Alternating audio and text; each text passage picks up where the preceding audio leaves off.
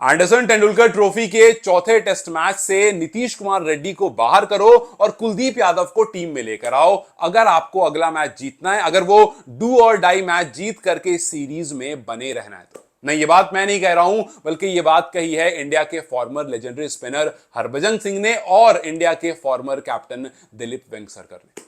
जी हां, अगर आपको ये बात सुनकर थोड़ा शॉक लगा तो आपके सामने मैं एक स्टार्ट रखता हूं। आई एम श्योर वो सुनकर के आपको और ज्यादा शॉक लगे। स्टार्ट ये है कि कुलदीप यादव का डेब्यू हुआ था 2017 में और तब से अब तक कुलदीप यादव और मौनी मौकल ने सेम नंबर ऑफ मैचेस खेले। दोनों ने 13 मैचेस खेले, लेकिन मौनी मौकल 7 साल पहले रिटायर हो चुके हैं और इस टाइम पर इंडिया के बॉलिंग कोच हैं। आप सोचो कि 8 साल पहले कुलदीप ने डेब्यू किया था और तब से अब तक उनके बॉलिंग कोच का और उनका नंबर ऑफ मैच जो है वो बिल्कुल सेम है। तो क्यों कुलदीप को इतने कम मैचेस मिले? शायद इसी वजह से दिलीप वेंगसरकर ने साफ साफ कहा कि भैया आप नीतीश कुमार रेड्डी को बाहर करो, कुलदीप को टीम में लेके आओ। उन्होंने कहा कि एक और चेंज करो, आप अर्शदीप को भी टीम में लेकर आओ। आपको मैचेस जीतने के लिए 5 गेंदबाज चाहिए, किसी और को निकालना है तो वॉशिंगटन सुंदर को भी निकाल दो। हो सकता है आप ही सुनकर बोलो कि यार क्या बात कर रहे हैं, मतलब नीतीश कुमार रेड्डी जो कि ऑलराउंडर है, जो आपको बल्लेबाजी में हेल्प करके देता है, वॉशिंगटन सुंदर एक और ऑलराउंडर जो बल्लेबाजी में हेल्प करके देता है, आप इन दोनों को बाहर निकालने की बात कर रहे हो। और आप कह रहे हो अर्शदीप को लेकर आओ जो बैटिंग नहीं करते, वो प्रॉपर बॉलर हैं। आप कह रहे हो कि कुलदीप को लेकर आओ, वो भी एक प्रॉपर बॉलर है। सो 2 ऑलराउंडर को बाहर करके 2 बॉलर की एंट्री, क्या सेंस बनता है? उन्होंने साफ साफ कहा कि अगर आपको टेस्ट मैच जीतना है ना, आपको 5 गेंदबाज रखने पड़ेंगे। ये डर डर के जीने का क्या मतलब होता है भाई? कि आपकी बैटिंग डेप्थ एकदम, आपको एकदम 9वें नंबर तक बैटिंग चाहिए। मतलब आप भाई 5 प्रॉपर गेंदबाज को लेकर एक बार उतरो तो वो 5 गेंदबाज मिलकर के आपको आपको ना 20 विकेट निकाल कर देते हो। आप बताओ, आपका वहां तक पॉइंट जाएगा ही नहीं। आप पिछले मैच का एग्जांपल ले लो, पिछले मैच में किसने बचाया? पिछले मैच में 192 चेज करने थे और बचा कौन रहा था? आपके 2 गेंदबाज। जसप्रीत बुमराह खड़े होकर के बचा रहे थे और मोहम्मद सिराज खड़े होकर के बचा रहे थे। उन दोनों ने जितना कर दिया उतना आपके किसी ऑलराउंडर ने नहीं किया। सो बचाना होगा तो लास्ट के गेंदबाज भी आकर बचा लेंगे, नहीं बचाना होगा तो ये सारा बैटिंग डेप्थ आप 11 नंबर तक रख लो, आप सिराज और अगले भी किसी प्लेयर को बाहर कर दो, लेकिन आपके ऑलराउंडर आकर के मैच नहीं बचा। ये डिफेंसिव अप्रोच है कि आप हर बार बैटिंग डेप्थ के चक्कर में अपने मेन गेंदबाज को बाहर रख रहे हो कि नहीं यार हमें ना बैटिंग डेप्थ चाहिए। तो और वैसे भी गंभीर में हमने ये चीज देखी है कि वो कोशिश करते हैं कि ऐसा ही गेंदबाज टीम में रहे जो बल्लेबाजी कर सकता हो। और शायद इसी वजह से वेंगसरकर ने कहा कि भैया ऐसे नहीं होता है, 5 गेंदबाज लेकर उतरो, आप मैच जीत जाओगे।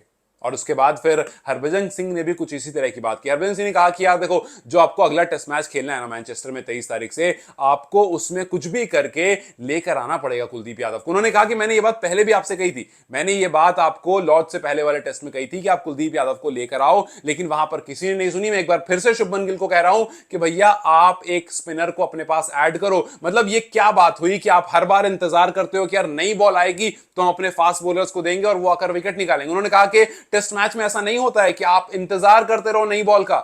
जब बॉल कुछ काम करके नहीं दे रही है तो आपके स्पिनर्स काफी बार वहां पर हेल्प करते हैं। और जो इंग्लिश बैटर्स हैं उनका गेम अटैकिंग अग्रेसिव गेम है, वो बेसबॉल खेलते हैं। उस टाइम पर स्पिनर्स को, कुलदीप जैसे स्पिनर्स को जिसकी बॉल दोनों तरफ टर्न होती है, उसको मारना मुश्किल होगा। वो एक स्मार्ट गेंदबाज है और अगर आप उसको लेकर आते हो और मिडिल ओवर्स में जहां पर आपको लगता है कि यार पेसर से कुछ खास हो नहीं रहा है, बॉल थोड़ी पुरानी हो चुकी है, वहां पर आपको कुलदीप बहुत ज्यादा हेल्प करके दे सकते हैं, क्योंकि उनकी बॉल को पढ़ना थोड़ा मुश्किल होता है। वो जिस तरह से गेंदबाजी वहां पर करेंगे वो मिस्ट्री स्पिनर की तरह करेंगे, दोनों साइड बॉल मूव करा करके, और इंग्लिश बैटर जो है वो काफी ज्यादा परेशान होंगे।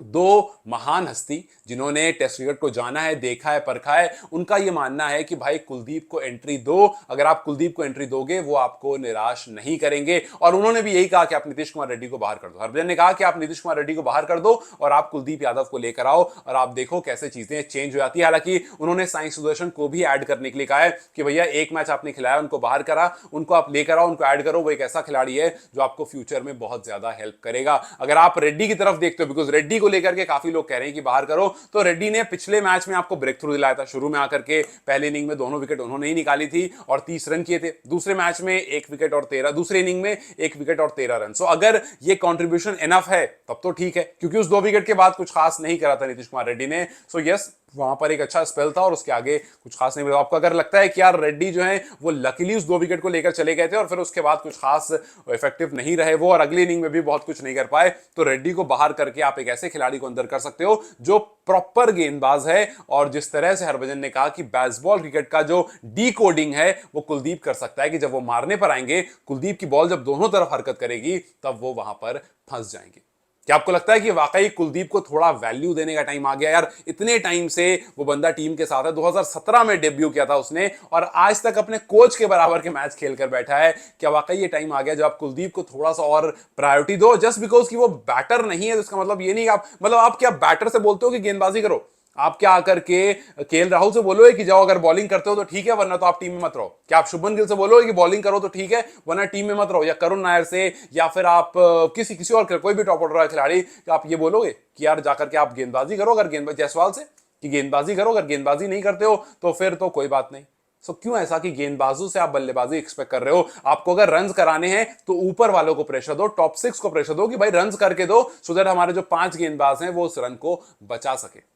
क्या आपको और 5 के उसमें से एक तो रविंद्र जडेजा है, वो आपके अच्छे बल्लेबाज है, तो एक वहां पर ऑप्शन आता है, आपको एक अच्छा ऑलराउंडर मिल जाता है। क्या आपको लगता है कि वाकई बॉलर की रिस्पेक्ट थोड़ी सी कम हो गई है कि यार आपको अगर बैटिंग आती है तो ठीक है वरना नहीं तो फिर हम सोचेंगे कि आपको टीम में रखना है या नहीं रखना? और क्या कुलदीप यादव को टीम में अब एंट्री मिल जानी चाहिए इस मैच में? It's high time. आप उसको रिस्पेक्ट उतनी नहीं दे रहे हो जितना वो डिजर्व करता है। खैर आपकी क्या राय कुलदीप यादव को लेकर के मुझे कमेंट सेक्शन में जरूर बताएं। Take care, I will see you very soon, bye.